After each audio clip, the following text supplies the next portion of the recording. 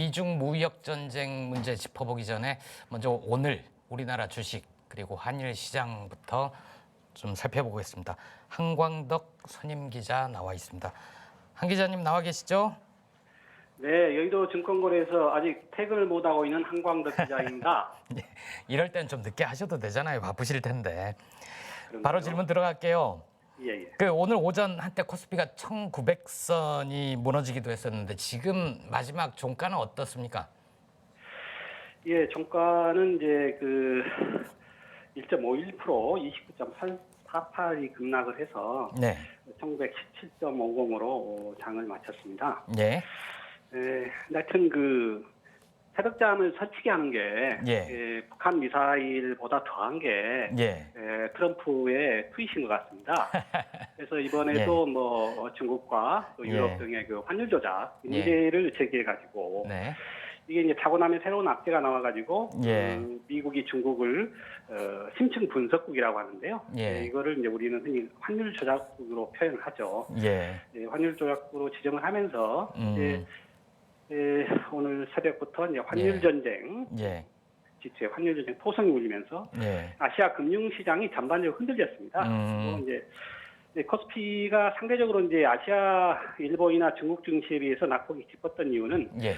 외국인들이 두 달여 만에 최대인 6천억이 넘는 물량을 쏟아냈어요. 예. 이렇게 하락을 했고, 우리 개인 투자자들이 많이 투자하고 있는 코스닥은 이제 3.21%가 떨어져서 예. 폭락세가 멈추지 않고 있습니다. 예. 좀 불안한 거죠?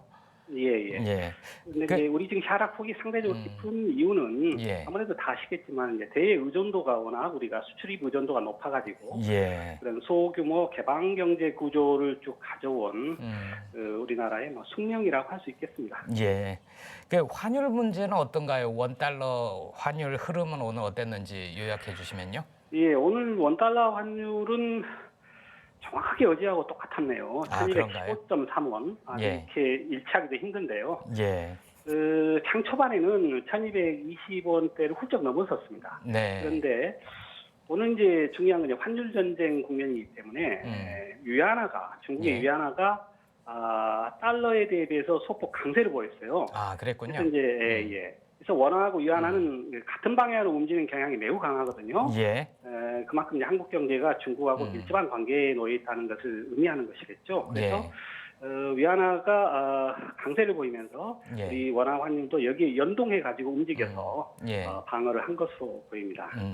환율은 우리 실생활에도 굉장히 밀접한 영향을 끼치잖아요. 여름 휴가철이라 외국 여행을 계획하신 분들한테는 살짝 부담이 되겠고, 아까 한국 경제의 한계점에 대해서 지적을 해주셨는데 아무래도 수출입 의존도가 높다. 그런 점에 비춰보면 기업들 입장에서는 환율이 이렇게 올라가면 좀 수출에 유리한 거 아닌가요? 수출 경쟁력이 높아지는 거 아닌가요? 네, 그렇습니다. 이게 흔히 말하는 이제 환율의 자율 조정 메커니즘이라고 표현을 하는데요. 네. 이제 경제나 전반적인 상황이 좋지 않을 경우에는 환율이 스스로 높아져서, 그러니까 자국의 통화 가치가 낮아져서 수출입을 늘리고 이러한 자기 조절 장치가 작동이 되는 것이죠. 그래서 미국이나 유럽, 일본도 다들 소위 이런 거를 못난이 게임이라고 하거든요. 못난이. 누가 더 못났나. 못난이 게임. 네. 그래서 환율 자국 통화 가치를 낮춰가지고 그를 이제 이웃 궁피바, 근린 궁피바 전략을 해요. 이웃 나라를 괴롭히는 거예요. 그래서 자국의 통화 가치를 낮춰서 결국에 수출을 늘리고 그렇게 되면 고용을 늘리는 이런 측면이 있기 때문에 환율이 우리나라가 지금 외환보유고도 충분하고 세계 9대 외환보유 국가인데요. 우리나라의 어떤 유동성에 전혀 문제가 없기 때문에 이러한 국면에서 환율이 올라가는 것은 경제에는 상당한 도움이 되겠죠. 앞서서 말씀해 주실 때 북한의 미사일보다 트럼프의 트윗이 더 큰 영향을 끼치는 것 같다. 이런 말씀도 해주셨는데 지금 우리 금융시장이 이렇게 요동치는 것, 이건 가장 중요한 이유는 역시 미중 무역 갈등 때문이다. 이렇게 볼 수 있습니까? 미국과 중국, 소위 말하는 G2라 그러죠. 세계 최대 강국 두 나라가 치고받는 미중 무역 갈등은 우리 김보희 뱅크도 스포츠를 좋아하시지만은 예. 뭐 타이슨이랄지 옛날에 예. 뭐 조지 포먼 예. 이 헤비급의 핵펀치가 교환되는 대결이라고 한다면 예. 지금의 이제 증시 폭락의 원인 중에 하나로 거론되고 있는 일본의 수출 규제, 한일 예. 간의 갈등은 뭐 잽 정도를 주고받는 그런 예. 경기에 비유할 수가 있어요. 예. 특히 이제 한국의 미국과 중국은 수입 시장에서 그 1, 2위를 점유하고 있는 아주 우리에게 영향이 크거든요. 그러니까요. 네. 다만 일본의 수출 규제는 예. 우리 그 증권사의 아주 베테랑인 리서치 센터장조차도 예. 이런 일이 무역 분쟁 역사에서 예. 일찍이 경험한 적이 없는 초유의 일이라서 예. 처음 겪는 일이라서 그 영향을 가늠하기 어렵다.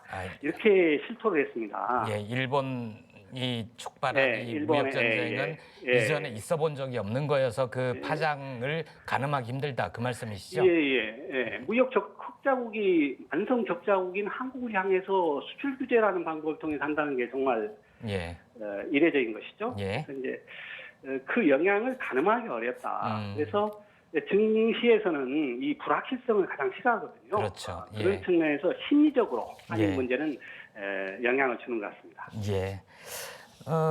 우리 정부도 대응을 잘 하고 있나요? 이 문제는 일단 저는 시장 담당 기자이기 때문에요. 예. 시장에서는 단기적인 흐름에 연연할 수밖에 없습니다. 일희일비할 수밖에 없어서 제가 예고 받기로는 다음 차례에 우리 저 경제 담당 논설위원께서 출연하신다고 하니 맞아요. 그분께서 답변하시는 게 적절한 것을 보고 저는 살짝 뛰어넘겠습니다. 어려운 거 피해 가시네요. 다만 제가 한 가지 말씀드리는 거는요. 우리 현재 이 관련해서 논의되고 있는 게 너무 그 맹목적인 애국주의적 보도도 곤란하지만 지나치게 그 경제 관련해서 뭐 증시도 마찬가지입니다. 자꾸 뭐 폭락, 뭐 연일 한국 경제 큰일이라는 식의 자해적인 보도도 좀 문제가 있지 않느냐 이런 좀 고민을 좀 개인적으로 하고 있습니다. 이미 위기 국면에 돌입했다 뭐 이런 석간 기사도 있던데요. 경제는 심리가 영향을 많이 끼친다 그런 말씀이시죠? 상당히 크죠. 그렇습니다. 알겠습니다. 고맙습니다. 이어서 우리 경제에 큰 영향을 미칠 것으로 보이는 미중 무역 갈등에 대해서 앞에 우리 선임 기자가 먼저 예고를 해버렸습니다. 안재승 논설위원과 함께 더 자세하게 짚어보겠습니다. 어서 오십시오. 네, 안녕하십니까. 안재승입니다. 안녕하세요. 바로 여쭤볼게요. 앞에서 이제 환율 주식시장 살펴봤는데 어제만큼은 큰 충격은 없었던 것 같고 미중 간 갈등이 특히 우리나라에 이제 일본보다도 우리나라에 더 큰 영향을 준 특별한 이유는 있을까요? 우리나라에 더 큰 영향을 줬다. 저는 뭐 꼭 반드시 그렇다고 보지는 않습니다. 조금 전에 한강덕 기자가 헤비급 선수들의 핵펀치라고 이제 말씀을 하셨는데 적절한 비유 같아요. 지금 세계 경제 1위 미국, 그리고 2위 중국 이렇게 세계 경제 대국이 격렬하게 충돌을 하고 있기 때문에 전 세계적으로 이게 큰 영향을 받지 않을 수가 없습니다. 아까 국내 주식시장이랑 외환시장은 한강덕 기자가 이제 설명을 했으니까 제가 외국을 잠깐 자료를 보면서 말씀을 드리겠습니다. 오늘 중국 상하이 지수는 1.56% 내렸습니다. 그리고 일본 니케이 지수는 0.65% 내렸고요. 미국은 우리랑 하루 정도 차이가 나는데 오늘 새벽 주식시장이 마감된 미국 증시는 다우 지수가 2.9%. 꽤 큰 폭이네요. 나스닥은 3.47% 내렸습니다. 올해 들어 최대 낙폭이라고 합니다. 또 유럽도 나라마다 약간씩 차이는 있는데 2, 3%씩, 2에서 3%씩 급락을 했습니다. 금융시장은 기본적으로 안정을 바랍니다. 그렇죠. 근데 세계 경제 강국 두 나라가 이렇게 격렬하게 충돌하니까 투자자들이 불안해질 수밖에 없고 금융시장이 요동을 치는 것은 어찌 보면 당연한 겁니다. 그러니까 어제만 해도 우리나라 주식시장만 이렇게 빠지는 거 보면 뭐 이런 식으로 말씀하시는 분들이 있는데 그게 아니라 지금 현재는 전 세계 주요 국가 주식들이 요동을 치고 있고 대부분이 심지어 미국 마저도 큰 폭으로 떨어졌다 이렇게 네. 볼 수 있는 거군요.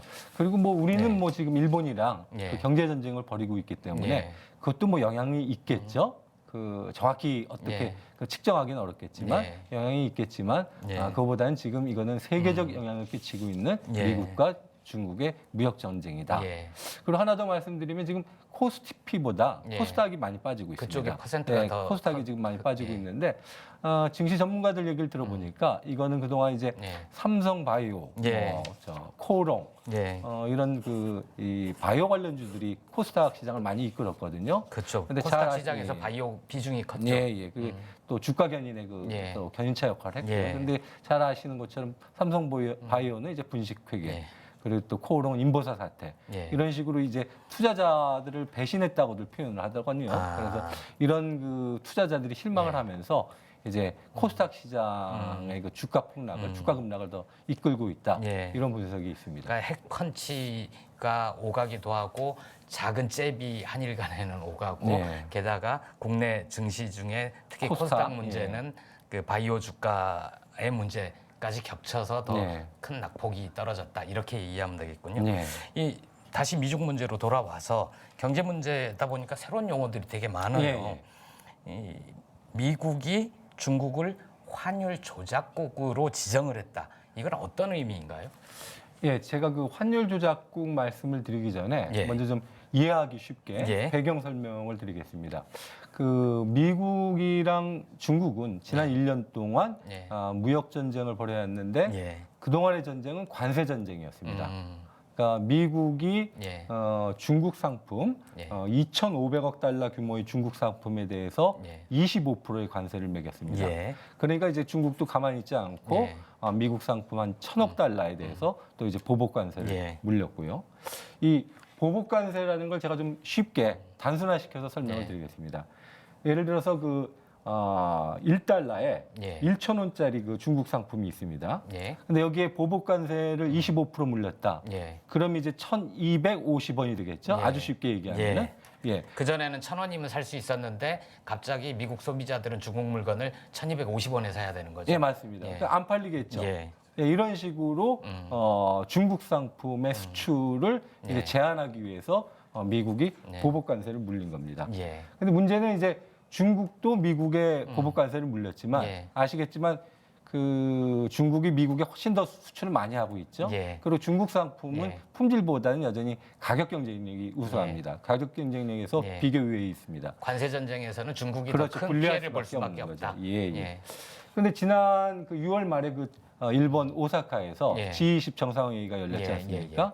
그때 이제 트럼프 대통령이랑 시진핑 주석이 예. 이제 휴전하자, 휴전하자 그리고 그랬었죠. 협상하자 예. 이렇게 했습니다. 예. 그래서 한 달 동안 이제 협상을 해왔는데 예. 이게 진전을 보이지 않으니까 예. 트럼프 대통령이 지난주에 예. 9월 1일부터 다시 예. 중국 상품 3천억 달러, 예. 3천억 달러 그 규모의 중국 상품에 대해서 예. 다시 또 10%의 관세를 부과하겠다 이렇게. 그러니까 이전에 25% 하던 2,500억 게 있고.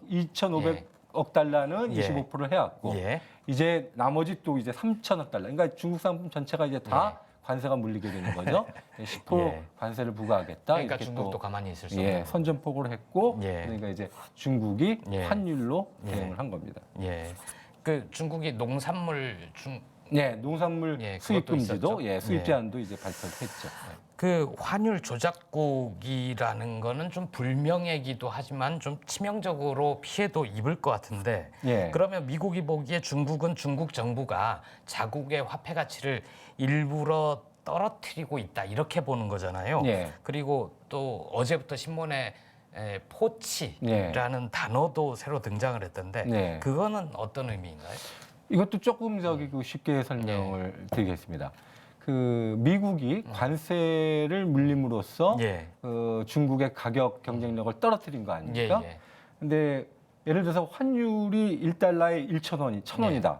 근데 이 상황에서 환율이 1달러에 1,100원으로 그 100원 오른다. 예. 그러면은 미국 소비자들은 그동안 1달러에 예. 1,000원어치 상품만 살 수 있었는데 예. 1,100원으로 오르면 1,100원어치 상품을 사는 거거든요. 예. 그 미국 소비자들이 아까 관세와는 다르게 그 더 많은 상품을 이제 살 수 있는 거고 그러니까 관세를 많이 부과한 효과를 반감시킬 수 있겠네요. 그렇죠. 그러니까 중국이 그 위안화 환율을 올림으로써 미국이 의도했던 관세를 통한 중국 상품의 수출 제한을 상쇄시켜 버린 거죠.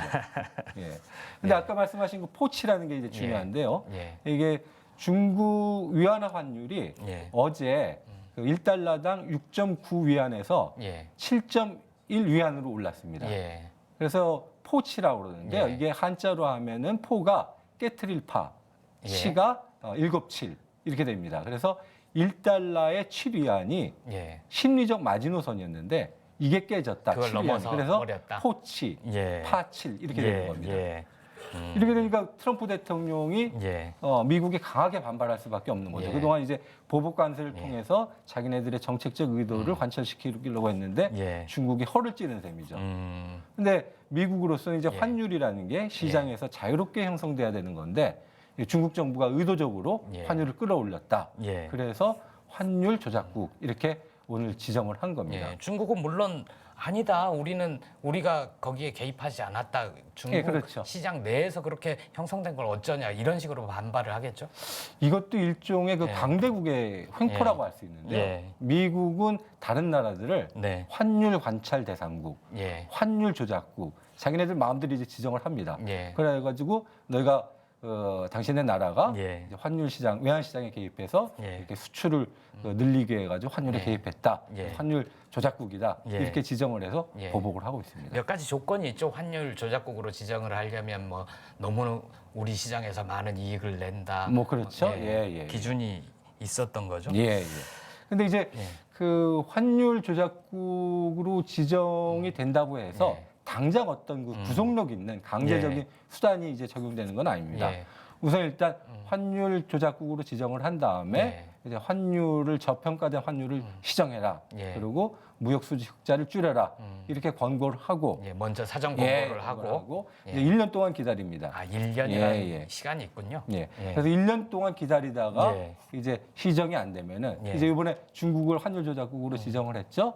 그러면은 미국 기업들이 중국에 투자하는 것을 제한합니다. 그 1년이 지나고 나서도 또 시정이 안 되면 시정이 안 되면 미국 기업들이 중국에 많이 투자를 하는데 투자를 이제 제한하는 거죠. 그럼 미국 정부가 미국 기업들한테 중국에 투자하지 마시오 이렇게 할 수 있다는 거죠. 그리고 또 그러면 실제로 그때쯤 되면 타격이 있겠네요. 그리고 또 미국 정부가 여러 가지 그 사업들을 벌리지 않습니까? 이 정부가 벌이는 그 조달 사업에 중국 기업이 참여를 못하게 합니다. 여러 가지 불이익이 생기겠군요. 그리고 IMF 그 국제통화기금에 중국의 그 환율 조작을 조사해달라, 감시해달라 이렇게 요구하게 됩니다. 그래서 당장은 어떻게 중국의 구속력 있는 강제력 있는 조처를 취하는 건 아니지만 환율 조작국을 지정했다는 것 자체가 이게 미국과 중국의 무역 전쟁이 이제 관세 전쟁을 넘어서 환율 전쟁으로 간다. 이런 심리적 충격이 크기 때문에 세계 금융시장이 국제 금융시장이 요동을 치고 있는 거고요. 참고로 미국이 이런 환율 조작국, 환율 관찰 대상국 이 제도를 운영하고 있는데 환율 조작국을 지정한 것은 1998년 중국에 대해서 중국뿐만 아니라 어느 나라든지 환율 조작국을 지정한 거는 1998년 이후 20년 만에 처음이라고 합니다. 그렇군요. 그만큼 좀 강도 높은 조처라고 할 수 있겠죠. 달러 패권과 관련이 있는 거죠. 그렇죠. 근데 이제 우리 걱정은 어쨌든 저 경제대국 둘이 저렇게 처음에 관세 전쟁을 하다가 환율을 어떻게 하고 다시 환율 조작국으로 지정을 하고 1년 뒤에는 또 다른 뭔가 큰 게 있을 수 있는데 이 상황이 단기간에 끝나지 않잖아요. 지금도 그래왔던 것처럼 확전을 했다가 휘전을 하고 또 그게 깨지고 확전을 하고 이게 지금 반복되고 있어가지고 사실 이 상황이 어떻게 전개될지 예측하기가 무척 어렵습니다.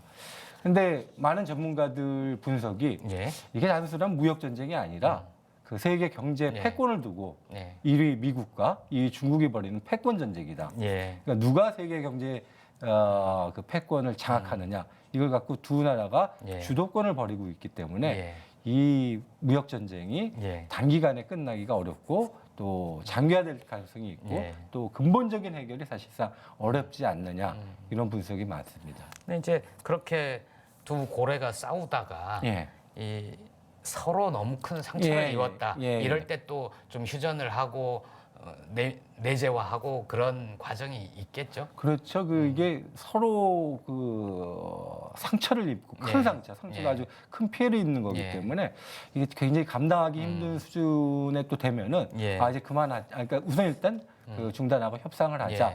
이렇게 그래서 타협점을 찾자 이렇게 나설 가능성이 있습니다. 한광덕 기자 얘기에서도 나왔지만 우리 경제가 좀 대외 의존도가 크잖아요. 수출과 수입. 그리고 미국과 중국은 둘 다 우리나라 최대 교육국 1, 2위이고 그러다 보니까 이 두 나라 간의 패권 경쟁이든 두 나라 사이의 관세 전쟁 그리고 환율 전쟁 이렇게 되면 우리 경제에 악영향을 끼치는데 당연하고 지금 나타나고 있죠. 다른 나라보다 우리가 더 큰 피해를 입을 수도 있는데 정작 우리 정부가 할 수 있는 일이 있나요? 어떻게 해야 되나요? 이게 기본적으로 미국과 중국의 전쟁이기 때문에 안타깝게도 우리가 할 수 있는 우리가 내놓을 수 있는 카드가 많지 않습니다.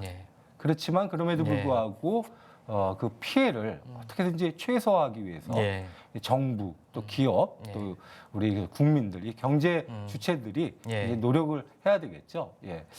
우선 금융시장과 관련해서는 조금 전에 한강덕 기자도 얘기했듯이 이게 이 불안이 지나치게 이제 공포감으로 이제 확산되는 거 이거를 막는데 굉장히 정부가 신경을 써줘야 합니다. 이게 또 투자자들도 마찬가지입니다. 이게 지나치게 공포감에 휩싸이게 되면은 이 감당하기 어려운 혼란이 발생하고 피해가 손실이 굉장히 커질 수 있습니다. 그래서 정부는 끊임없이 시장 안정을 위해서 이렇게 또 투자자들이 불안해하지 않도록 계속 메시지를 전해줘야 되고요. 이게 심리적 요인이라면 이제 실질적 대책으로는 정부가 오늘 긴급 금융시장 긴급 안정을 위한 합동 점검회의를 했습니다. 여기서도 얘기했는데 이 시장의 변동 가능성이 계속 커지면은 대책을 내놓겠다. 그 대책이란 게 이제 컨틴전시 플랜이라고 그러죠. 보통 이제 비상대책, 비상대책인데요. 1단계, 2단계, 3단계가 있습니다. 컨틴전시 플랜이기 때문에 이게 그 상황이 돼야지 내놓는 대책이기 때문에 구체적인 내용은 공개하지 않습니다. 근데 대체적으로는 저렇죠. 이제 금융시장 변동이 더 커지고 그게 이제 우리 금융기관이나 이런 데 영향을 미치게 될 경우에는 유동성 공급을 확대하든가 또 영향을 받는 금융기관의 자본을 확충한다. 뭐 이런 계획들을 세워놓고 있습니다. 지금은 우리가 컨틴전시 플랜에 도입된 게 들어간 게 아니죠. 아직은 아니죠. 그냥 상황을 예의주시하고 있다. 이런 거고. 근데 이 중요한 것은 이 컨틴전시 플랜을 아주 치밀하게 준비해놓고 상황이 발생할 때 과감하고 신속하게 이 대책을 쓰는 거 이게 중요합니다. 그렇기 때문에 정부가 진짜 만반의 준비를 다 하고 있어야 됩니다. 이게 이제 금융시장에 관해서는 이렇게 말씀드릴 수 있고요. 아까 우리 진행자께서도 말씀하셨던 것처럼 우리가 이제 수출 의존도가 높은 나라지 않습니까? 게다가 또 중국 시장, 미국 시장에 대한 수출 의존도가 높습니다. 그렇기 때문에 어떻게든지 그 수출 시장을 다변화하고 시장 개척을 해야 되겠죠. 새로운 시장 개척을 해야 되겠죠. 또 어떤 품질 경쟁력을 높여가지고 또 이렇게 우리 수출 경쟁력을 높이는 거.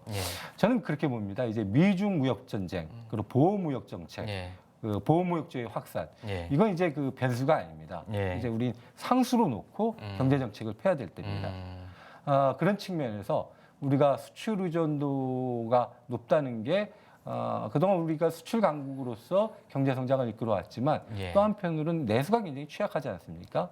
이제 내수를 정말 튼튼히 하는 그 정책. 단기간에 내수 시장이 확대될 수는 없습니다. 근데 이제 외부 환경 변화에 이런 외부 환경 변화에 흔들리지 않도록 우리 경제가 흔들리지 않도록 이 내수를 확대하는 거. 이런 정책을 일관되고 꾸준하게 추진하는 거. 그거 외에는 길이 없다고 봅니다. 아까 정부의 정책을 말씀해 주셨는데 저는 그런 것도 되게 중요할 것 같아요.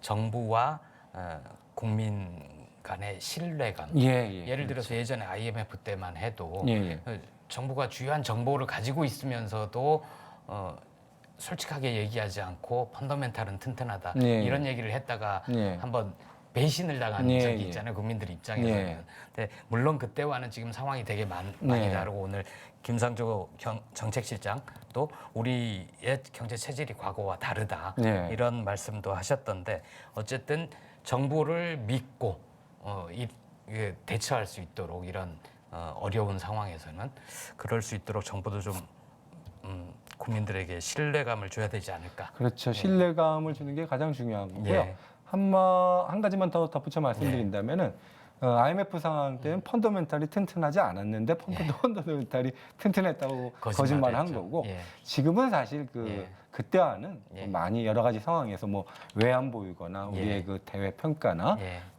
사실 뭐 그 국제 신용기구들의 어떤 신용 등급이 우리가 일본보다 높지 않습니까? 그렇죠. 상황은 많이 다른 것은 맞습니다. 그리고 우리가 치밀하게 긴장을 늦추지 않고 대응은 해야 되지만 지나치게 불안해하거나 그 공포감을 갖는 거는 오히려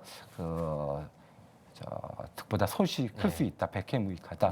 뭐 그런 말씀을 드릴 수 있겠습니다. 자신감을 가지고 대처하자, 뭐 이렇게. 긴장은 늦추지 말되 이제 자신감 갖고 대처하자. 이렇게 말씀드릴 수 있겠습니다. 이해도가 높아졌습니다. 좋은 말씀 고맙습니다. 고맙습니다.